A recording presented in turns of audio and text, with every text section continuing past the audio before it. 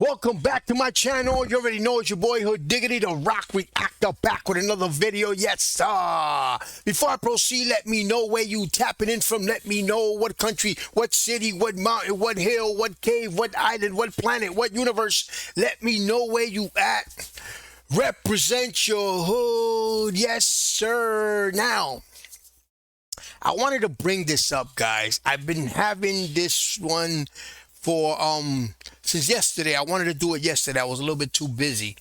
But this is something that I really wanted to cover.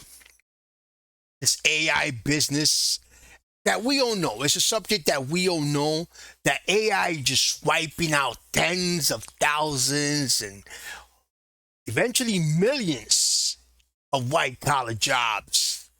Tens of millions, hundreds of millions, billions of jobs throughout the times. And you see, I'm an old man. I have more past than future. So it's not going to affect me that much and my generation that much. Anybody that's older than me, it's not going to affect them that much. But it is going to affect the young generation. And I got kids. Hopefully I'll meet my grandkids one day. And I just hope that my grandkids and my generations are not the ones that are caught up. But I think that people are just going to adjust to the times. And people know that they're going to have to be on point. And if they want a future, like a real job, like a real career and stuff like that. Because at the end of the day, robots are taking over everything. Robots are going to start taking over reactors. Oof, can you imagine that? Somebody going to be here, robot reacting, and everybody's just going to be entertained by a robot reacting or AI reaction. And let's just take a look, guys. Let's just take a look. And before we do, if you haven't already, make sure you subscribe to my channel, hit the notification bell, hit the like button. Any donations to this channel will be greatly appreciated. My PayPal account is on the screen. Let's take a listen. AI in the workplace and white-collar jobs. Companies are quickly adopting AI in the workplace and white-collar jobs. Well, they are evaporating. This week, one of the nation's largest employers, Amazon, made its message to office employees quite clear. Thank you, but no thanks. Amazon, of course, isn't alone. Big companies are realizing they can reduce headcount and cut costs without risking productivity.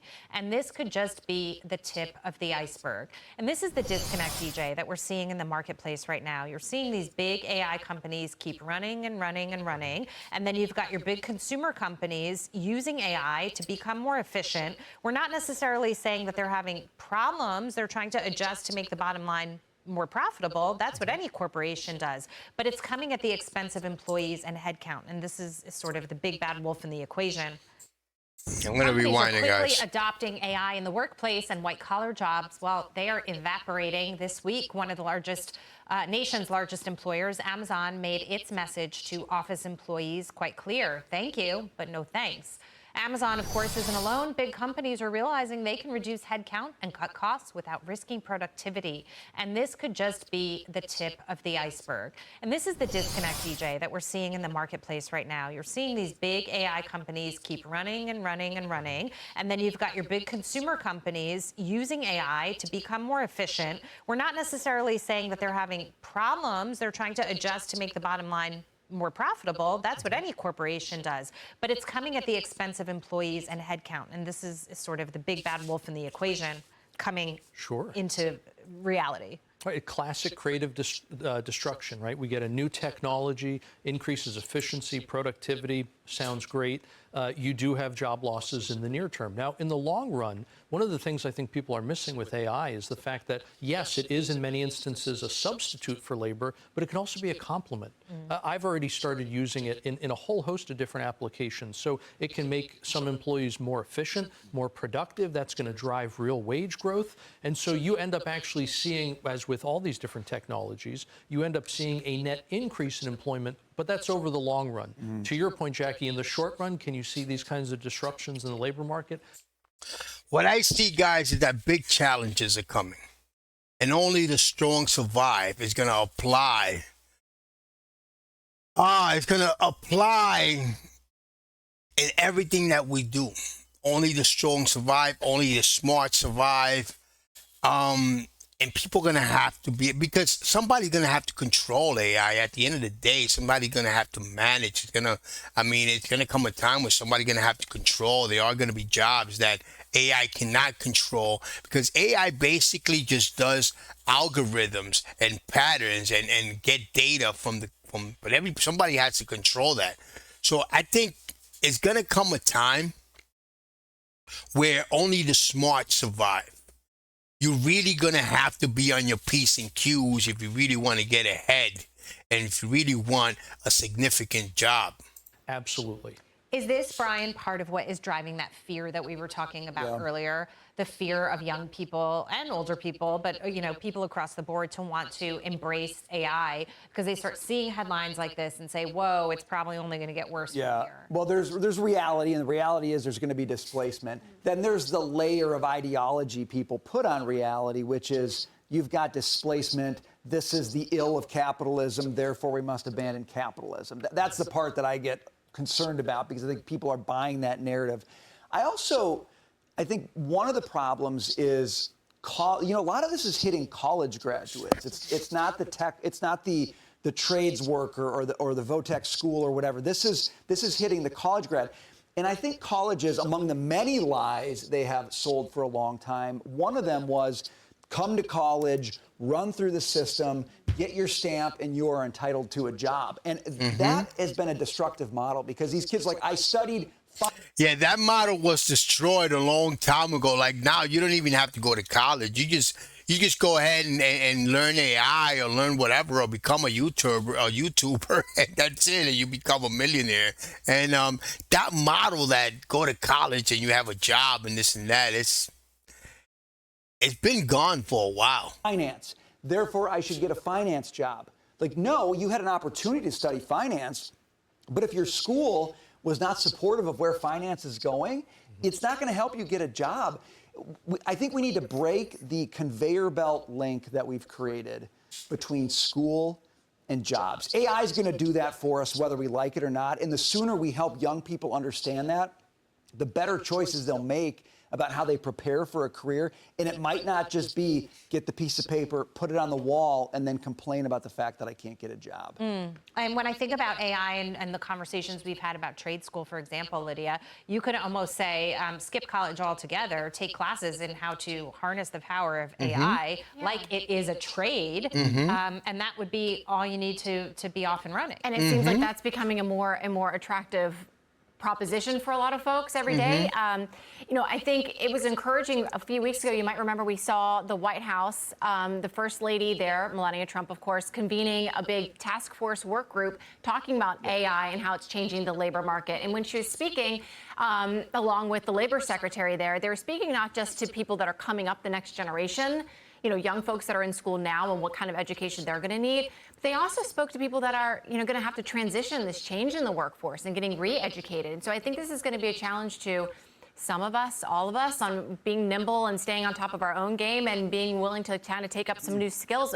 The Wall Street Journal has this piece about how folks have been on the sideline now for some of them months, after layoffs that have been really hard. My heart really goes out to them.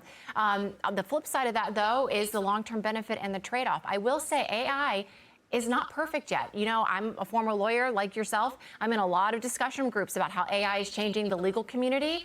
Those jobs are really taking a hit. But I'm also seeing just as many posts and warnings out there about what AI is doing to the law right now with the brief writing and stuff. It is far from perfect. It's, the what do they call it? The AI hallucinations where they come up with, fake case law and fake paragraphs. It's showing up in real court briefs because people are just feeling the pressure to. But that's now, though. Eventually, AI is going to get it right. So it's all a matter of who's getting in front of this and how deep are you getting in front of it. Real quick, Brianna, on this aspect, you would think that it would be lower-end warehouse jobs. We're talking about white-collar jobs. And when people start to talk about white-collar and more high-paying jobs, that becomes scary. Now, the Republicans and President Trump are big proponents of AI. Does this politically come back to bite them? No, not if they use this as an opportunity to reorient, in particular, college students, right? I mean, we're talking about rare earth minerals. Look, we have no refineries, no processing capabilities here. This is a great opportunity to go to college students and say, here's an avenue which AI might not be able to dominate for a while. This is a place where you're not going to lose your job, right? So we have to push students towards paths where there is something that is tangible and not something that is really just, intellectual, because that's where AI is going to go first. You mean stop subsidizing like gender studies degrees? You got it, Brian. Maybe if you want to get a job, don't stop Art, subsidizing Asian art history, things like that. I took that class in college. It's a Pointing major. out the things that we thought were so obvious, Yes. but still take time to resonate with the masses. Guys, I think people in high school, they should, like, once you are like a senior in high school, they should have a course, or they should have some type of preparation on what courses before they go to college or what they decide to take, and really prepare them on where to go. Because, guys, I've seen a lot of people, even stepkids of mine, where they graduate high school, they don't have a plan, they don't know what they're doing, they don't know what they're gonna do, and then they get out of high school and they flop. Because they don't know what the hell to do. They don't know whether to go to college, they don't know whether to not go to college. So you really have to, I think from an early age, you're supposed to have a plan. So I think in high school, they're gonna have to start redesigning preparation for college or whatever they're going to do after high school. Because I'm going to tell you the truth, this is just at a higher scale on a different basis, but machines have always taken over man's job. It's just you got to get in front of it. Because I think sometimes AI is not going to be able to do everything. So it's just a matter of who's getting in front of it, okay? And a lot of people, there's already a lot of advertisements saying you should learn AI, you should learn AI. I got my chat GPT. I do a little practice on it sometimes. And but this goes to the young generation. I think in high school, they're going to have to start doing better, a better process to prepare these young guys. Guys, let me know what you think, man, because you could do a whole channel on this subject, guys. Subscribe to my channel, hit the notification bell, hit the like button. Any donations to my channel will be greatly appreciated. My PayPal account is on the screen. Peace, love, and God bless.